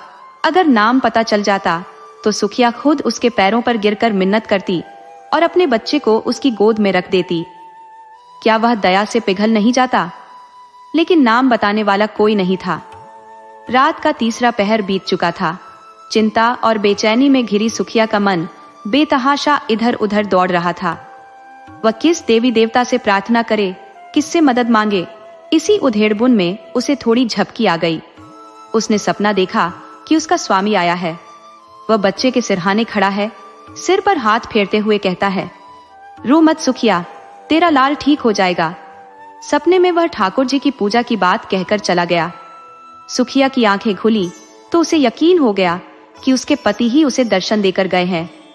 उनके प्रेम और भरोसे से उसका मन हौसले से भर गया। उसने अपने बेटे जियावन को गोद में उठाया और आसमान की ओर देखकर बोली, हे भगवान, मेरे बच्चे को अच्छा कर दो। मैं आपकी पूजा करूंगी, मुझ अनाथ पर दया करो। जैसे ही उसने यह प्रार्थना की, जियावन ने अपनी आंखें खोली और धीमी आवाज में पानी मांगा। सुखिया दौड़कर कटोरे में पानी लाई और उसे पिला दिया। पानी पीकर जियावन ने पूछा, अम्मा, ये रात है या दिन? सुखिया मुस्कुराई और बोली, बेटा, अभी रात है। तुम्हारा जी कैसा है? जियावन ने कहा, अम्मा, अब मैं ठीक हो गया। सुखिया की आंखें खुशी से चमक उठी। भगवान करे ऐसा ही हो। कुछ खाने का मन है? उसने पूछा। जियावन ने मासूमियत से कहा, थोड़ा सा गुड़ दे दो। सुखिया ने समझाया, गुड़ अभी मत खाओ बेटा, ये तुम्हारे लिए सही नहीं है। खिचड़ी बना दूं? लेकिन जियावन ने जिद की, नहीं अम्मा, बस थोड़ा सा गुड़ दे दो, तेरे पैर पड़ता हूं। सुखिया उसके इस मासूम जिद को टाल न सकी। उसने गुड़ निकालकर उसके हाथ में दिया और जैसे ही हांडी का ढक्कन लगाने गई, बाहर से किसी ने आवाज दी। किवाड़ खोलने के लिए वह बाहर चली गई। इसी बीच जियावन ने गुड़ की 2 पिंडियां और निकालकर चट कर ली। दिन भर जियावन की तबीयत ठीक रही। उसने खिचड़ी खाई और थोड़ा बहुत घर के बाहर जाकर बच्चों को खेलते हुए देखकर मन बहलाया। सुखिया ने सोचा कि अब उसका बेटा ठीक हो गया है। उसने मन ही मन तय किया कि 2-3 दिन में जब पैसे हाथ में आएंगे तो वह ठाकुर जी की पूजा करने जाएगी। लेकिन शाम ढलते ढलते जियावन फिर से मुरझा गया। सुखिया का दिल बेचैन हो उठा। उसे लगा कि कि पूजा में देरी करने का ही नतीजा है। जल्दबाजी में उसने पूजा की तैयारी शुरू की। फूल जमींदार के बगीचे से मिल गए। तुलसी दल द्वार पर ही था, लेकिन ठाकुर जी के भोग के लिए मिठाई चाहिए थी। बिना भोग के वह गांव वालों को क्या बांटती। सुखिया ने ठाकुर जी की पूजा के लिए कम से कम 1 आना जुटाने की भरपूर कोशिश की, लेकिन पूरा गांव खंगालने के बाद भी उसे कहीं से उधार न मिला। उसके हाथ निराशा लग रही थी। सोचती रही, हाय रे किस्मत, कोई 4 आने तक नहीं देता। आखिरकार उसने अपने हाथों की चांदी की चूड़ियां उतारी और सीधा बनिए की दुकान पर पहुंची। चूड़ियां गिरवी रखकर बतासे खरीदे और फिर जल्दी जल्दी घर लौट आई। पूजा का सामान तैयार करते हुए उसने अपने बेटे को गोद में उठाया और दूसरे हाथ में पूजा की थाली संभाली। मंदिर की ओर बढ़ते हुए उसके मन में आशा और श्रद्धा का सागर लहरा रहा था। मंदिर में आरती का घंटा गूंज रहा था। 10-12 भक्त स्तुति में लीन थे। सुखिया मंदिर के सामने जाकर ठिठक गई। पुजारी ने उसे देखा और कर्कश स्वर में पूछा, क्या चाहती है रे, यहाँ क्यों खड़ी है? सुखिया ने चबूतरे पर कदम रखते हुए विनम्रता से उत्तर दिया, महाराज, ठाकुर जी से मनौती मांगी थी, पूजा करने आई हूँ। पुजारी, जो दिन भर जमींदार के असामियों की पूजा और सेवा में लगे रहते थे और ठाकुर जी की आराधना भी यंत्रवत करते थे, तुनक गए। उनकी दिनचर्या ऐसी थी कि भले ही ठंडी हवाएं चले, वे बिना स्नान किए जल न छूते। लेकिन उनके हाथ पैरों की मैल से यह स्पष्ट था कि स्वच्छता पर उनका ध्यान कम था। उन्होंने झल्ला कर कहा, भीतर क्यों घुस आएगी, यही पूजा कर ले, भरभष्ट करने आई है। भीड़ में से एक भक्त ने ताना मारा, क्या ठाकुर जी को भी पवित्र करने आई है? सुखिया ने बड़ी सरलता से उत्तर दिया, सरकार, ठाकुर जी के चरण छूने आई हूँ, पूजा की सारी सामग्री साथ लाई हूँ। पुजारी ने व्यंग्य भरे लहजे में कहा, पगला गई है क्या? तू ठाकुर जी को छुएगी? कैसी बेसिर पैर की बात कर रही है? सुखिया, जिसे पहले कभी मंदिर आने का अवसर नहीं मिला था, आश्चर्यचकित होकर बोली, सरकार, ठाकुर जी तो सबके मालिक हैं, उनके दर्शन से पापी तक तर जाते हैं, मेरे छूने से उन्हें कैसे अपवित्रता हो जाएगी? पुजारी ने गुस्से में कहा, तू चमारिन है ना? सुखिया ने साहसिकता से उत्तर दिया, तो क्या भगवान ने चमारों को नहीं बनाया? चमारों का भगवान अलग है क्या? ये बच्चे की मनौती है, सरकार। इस पर वही भक्त जो स्तुति पूरी कर चुके थे क्रोध में चीख पड़े, मारो इस चुड़ैल को, भरभष्ट करने आई है, थाली वाली उठाकर फेंक दो, वैसे ही दुनिया में आग लगी है। अब चमार भी ठाकुर जी की पूजा करेंगे तो धरती रसातल में चली जाएगी। दूसरे भक्त ने व्यंग्यपूर्ण स्वर में कहा, अब तो ठाकुर जी को चमारों के हाथ का भोजन भी करना पड़ेगा। लगता है प्रलय अब बहुत दूर नहीं। सर्द हवा चल रही थी, सुखिया कांप रही थी और धर्म के ठेकेदार अपनी खोखली बातें कर रहे थे। उसका बच्चा ठंड से सिकुड़कर उसकी छाती में दुबका जा रहा था, लेकिन सुखिया अपने स्थान से टस से मस होने का नाम नहीं ले रही थी। ऐसा प्रतीत हो रहा था कि उसके पैर जैसे जमीन में धंस गए हों। उसके मन में बार बार यह विचार उठता कि जाकर ठाकुर जी के चरणों में गिर पड़े। क्या ठाकुर जी केवल इन अमीरों के हैं? हम गरीबों का उनसे कोई नाता नहीं? लेकिन भय भी था कि अगर इन लोगों ने सच में उसकी थाली फेंक दी तो क्या करेगी? यही सोचकर वह खुद को रोक लेती। अचानक उसके मन में एक तरकीब आई। वह कुछ दूर हटकर एक पेड़ के नीचे अंधेरे में छिप गई और भक्तों के जाने का इंतजार करने लगी। आरती और स्तुति के बाद भक्तगण देर तक श्रीमद्भागवत का पाठ करते रहे। इधर पुजारी चूल्हा जलाकर खाना पकाने में जुट गए। चूल्हे के सामने बैठकर हूं हूं की आवाज निकालते और बीच बीच में कुछ कटाक्ष भी करते। 10 बजते बजते कथा समाप्त हुई और सभी भक्त धीरे धीरे अपने अपने घर लौट गए। अब मंदिर में केवल पुजारी रह गए। इस अवसर को देखकर सुखिया फिर मंदिर के बरामदे के सामने जाकर खड़ी हो गई। पुजारी, जो भोजन पकाते हुए मधुर गंध और स्वाद की कल्पना में मग्न थे, ने आहट पाकर सिर उठाया। सुखिया को देखकर चिढ़कर बोले, तू अभी तक यहीं खड़ी है, क्यों नहीं गई? सुखिया ने अपनी थाली जमीन पर रख दी, हाथ जोड़कर और आंखों में करुणा भरकर बोली, महाराज जी, मैं अभागन हूँ, ये बालक ही मेरा सब कुछ है, उस पर दया करो। 3 दिन से इसने कुछ नहीं खाया, आप पर बड़ा उपकार होगा महाराज जी। कहते कहते उसकी आंखों से आंसू बहने लगे। पुजारी स्वभाव से दयालु थे, लेकिन चमारिन को ठाकुर जी के पास जाने देना उनके लिए असंभव था। उन्हें भय था कि ऐसा करने से ठाकुर जी कहीं कुपित होकर पूरे गांव का विनाश न कर दे। आखिर उनके भी अपने परिवार और बच्चे थे। पुजारी बोले, घर जाकर भगवान का नाम ले, तेरा बालक ठीक हो जाएगा। ये तुलसी दल ले जा, बच्चे को खिला देना और चरणामृत उसकी आंखों में लगा देना। भगवान चाहेंगे तो सब अच्छा होगा। सुखिया ने गिड़गिड़ाते हुए कहा, महाराज जी, ठाकुर जी के चरणों में झुकने भी नहीं दोगे? बड़ी दुखी हूं। उधार लेकर पूजा का सामान जुटाया है। मैंने कल रात सपना देखा था कि ठाकुर जी की पूजा से मेरा बच्चा ठीक हो जाएगा। इसी उम्मीद में दौड़ी चली आई हूं। मेरे पास 1 रुपया है, वह ले लो, पर मुझे बस एक बार ठाकुर जी के चरणों में गिरने दो। ये सुनकर पंडित जी कुछ पल के लिए विचलित हुए, लेकिन अपने अज्ञान और धर्मभीरुता के कारण खुद को संभाल लिया। बोले, अरे पगली, ठाकुर जी भाव के भूखे हैं। ये नहीं देखते कि कौन उनके चरणों पर गिर रहा है? सुना नहीं, मन चंगा तो कठौती में गंगा। भक्ति मन से होती है, चरणों पर गिरने से कुछ नहीं होता। मेरे पास एक जंतर है, इसका दाम तो ज्यादा है, पर तुझे 1 रुपये में दे दूंगा। इसे बच्चे के गले में बांध देना, सुबह तक तेरा बच्चा खिलखिलाने लगेगा। सुखिया ने व्याकुल होकर कहा, मुझे ठाकुर जी की पूजा तो करने दोगे? पुजारी ने गंभीरता से जवाब दिया, तेरे लिए यही पूजा बहुत है।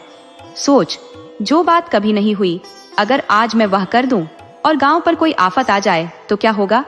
तू यह जंतर ले जा, भगवान चाहेंगे तो रात भर में तेरा बच्चा ठीक हो जाएगा। इसे किसी की बुरी नजर लग गई है, वैसे भी बड़ा चंचल लगता है। सुखिया ने दुखी स्वर में कहा, जब से इसे बुखार है, मेरा चयन छिन गया है। पुजारी ने दिलासा दिया, बड़ा होनहार बालक है, भगवान इसे ठीक कर देंगे तो तेरे सारे दुख मिट जाएंगे। ये यहाँ खेलने आता था, 2-3 दिन से नहीं दिखा, तभी समझा था कुछ गड़बड़ है। सुखिया ने सवाल किया, पर इसे बांधूंगी कैसे महाराज? पुजारी ने सुझाया, मैं इसे कपड़े में बांध देता हूँ, बस गले में पहना देना। अब तो इस समय नया कपड़ा कहाँ खोजेगी? सुखिया के पास 2 कड़े थे जो उसने गिरवी रखे थे। एक पहले ही टूट चुका था, दूसरा उसने पुजारी को दिया और जंतर लेकर अपने मन को बहलाते हुए घर लौट आई। घर पहुंचकर उसने बच्चे के गले में जंतर बांध दिया, लेकिन जैसे जैसे रात बीतने लगी, बच्चे का बुखार और बढ़ता गया। यहाँ तक कि तड़के 3 बजे उसके हाथ पैर ठंडे पड़ने लगे। घबराकर सुखिया ने सोचा, हाय, मैं व्यर्थ ही डरती रही और बिना ठाकुर जी के दर्शन किए लौट आई। अगर मैं अंदर चली जाती और भगवान के चरणों पर गिर पड़ती तो कौन मेरा क्या कर लेता? यही ना, लोग मुझे धक्के देकर बाहर निकाल देते, शायद मारते भी, पर कम से कम मेरी पूजा तो पूरी हो जाती। अगर मैं ठाकुर जी के चरणों में बच्चे को लिटा देती और अपने आंसुओं से चरणों को भिगो देती, तो क्या दयालु भगवान मुझ पर कृपा नहीं करते? वह तो दीनों के रक्षक हैं। क्या मेरे दुख से उनका हृदय न पिघलता? यह ख्याल आते ही सुखिया का मन व्याकुल हो उठा। अब विलंब का प्रश्न नहीं था, वह जरूर जाएगी, चरणों पर गिरेगी और रोते रोते अपना दुख कहेगी। उसकी इस निराशा भरी दुनिया में अब ठाकुर जी ही आखिरी आसरा थे। अगर मंदिर के दरवाजे बंद होंगे तो वह ताले तोड़ डालेगी। ठाकुर जी क्या किसी की संपत्ति है जिन्हें कैद किया जा सके? रात के 3 बज चुके थे। सुखिया ने बच्चे को कंबल में लपेटकर अपनी गोद में लिया, दूसरे हाथ में पूजा की थाली उठाई और मंदिर की ओर चल पड़ी। जैसे ही वह घर से बाहर निकली, ठंडी हवा के झोंकों ने उसकी हिम्मत पर चोट की। उसके कदम शिथिल हो रहे थे और ठंड उसके दिल को कंपा रही थी। चारों ओर गहरा अंधकार था। मंदिर तक का रास्ता करीब 2 फरलांग का था, जो घने पेड़ों के नीचे नीचे होकर जाता था। रास्ते में एक तरफ पोखरा था, जहां एक धोबी की मौत हुई थी। दूसरी ओर बांस की कोठियां थी, जिन्हें लोग भूत प्रेतों का अड्डा मानते थे।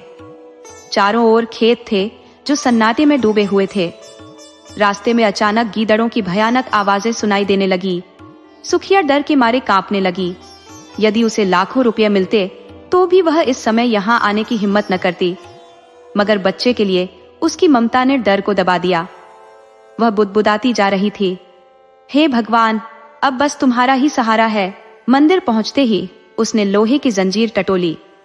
दरवाजे पर ताला जड़ा हुआ था। पुजारी जी बरामदे से लगी अपनी कोठरी में बंद सो रहे थे। चारों ओर सन्नाटा था। सुखिया ने नीचे से एक ईंट उठाई और ताले पर जोर जोर से मारने लगी। पता नहीं उसके नाजुक हाथों में इतनी ताकत कहां से आ गई थी। कुछ ही प्रहारों में ताला और ईंट दोनों टूटकर गिर पड़े। सुखिया ने झट से दरवाजा खोला और अंदर जाने लगी। तभी पुजारी हड़बड़ाते हुए बाहर निकल आए। उन्होंने चोर चोर चिल्लाते हुए गांव की ओर दौड़ लगा दी। जाड़े के मौसम में लोग आधी रात के बाद ही जाग जाते हैं। शोर सुनकर कई लोग लालटेने लेकर दौड़ पड़े और चिल्लाने लगे, कहाँ है, कहाँ है, किधर गया? पुजारी, मंदिर का दरवाजा खुला पड़ा था। मैंने भीतर से खटखटाने की ध्वनि सुनी। अचानक सुखिया बरामदे से निकलकर चबूतरे पर आ खड़ी हुई और बोली, चोर नहीं हूं, मैं हूं। ठाकुर जी की पूजा करने आई थी। अभी तो भीतर कदम भी नहीं रखा और आप लोग हो हल्ला मचाने लगे। पुजारी ने गंभीरता से कहा, यह तो अनर्थ हो गया। सुखिया ने मंदिर में प्रवेश करके ठाकुर जी को अपवित्र कर दिया। इतना सुनते ही भीड़ क्रोध में उबल पड़ी। कुछ लोग झल्लाए हुए उसकी ओर दौड़े और उस पर लात घूंसे बरसाने लगे। सुखिया अपने एक हाथ से बच्चे को कसकर थामे हुए थी और दूसरे हाथ से उसकी रक्षा का प्रयास कर रही थी। अचानक एक बलिष्ठ ठाकुर ने इतनी जोर से धक्का दिया कि बच्चा उसके हाथ से छूटकर जमीन पर गिर पड़ा। लेकिन बच्चा न रोया, न चीखा और न ही सांस ली। सुखिया भी जमीन पर गिर पड़ी थी। जब वह लड़खड़ाते हुए उठी और बच्चे को गोद में लिया तो उसके चेहरे पर नजर पड़ी। ऐसा प्रतीत हुआ जैसे पानी पर परछाई तैर रही हो। उसके मुंह से एक दारुण चीख निकल पड़ी। उसने बच्चे का माथा छू कर देखा। उसका पूरा शरीर ठंडा हो चुका था। सुखिया ने एक गहरी सांस ली और खड़ी हो गई। उसकी आंखों में आंसू नहीं आए। उसका चेहरा क्रोध की ज्वाला से लाल हो उठा। उसकी आंखों से जैसे अंगारे बरसने लगे। दोनों मुट्ठियां भींच गई। दांत पीसते हुए उसने कहा, पापियों, मेरे बच्चे की जान लेकर अब दूर क्यों खड़े हो? मुझे भी उसके साथ क्यों नहीं मार डाला? मेरे स्पर्श से ठाकुर जी अपवित्र हो गए। पारस पत्थर को छूकर लोहा सोना बन जाता है, लेकिन पारस खुद लोहा नहीं हो सकता। मेरे छूने से ठाकुर जी अपवित्र हो जाएंगे? जब मुझे बनाया तो छूट नहीं लगी थी। लो, अब कभी ठाकुर जी को छूने नहीं आऊंगी। उन्हें ताले में बंद करके रखो, पहरेदार बिठा दो। हाय, तुम्हारे भीतर दया का लेश मात्र भी नहीं है। तुम इतने कठोर हो कि बाल बच्चों वाले होकर भी एक अभागी मां पर तरस नहीं खा सके, और फिर भी धर्म के ठेकेदार बनते हो। तुम सब हत्यारे हो, निपट हत्यारे। डरो मत, मैं थाना पुलिस के पास नहीं जाऊंगी। मेरा न्याय भगवान करेंगे। अब मैं उन्हीं के दरबार में गुहार लगाऊंगी। उसके तीखे शब्द सुनकर कोई कुछ नहीं बोला, मानो सब पत्थर की मूर्तियों में बदल गए हो। इतनी देर में पूरा गांव वहां इकट्ठा हो गया था। सुखिया ने एक बार फिर अपने बेटे के मुंह की ओर देखा। उसके मुंह से निकला, हाय मेरे लाल, और वह बेहोश होकर वहीं गिर पड़ी।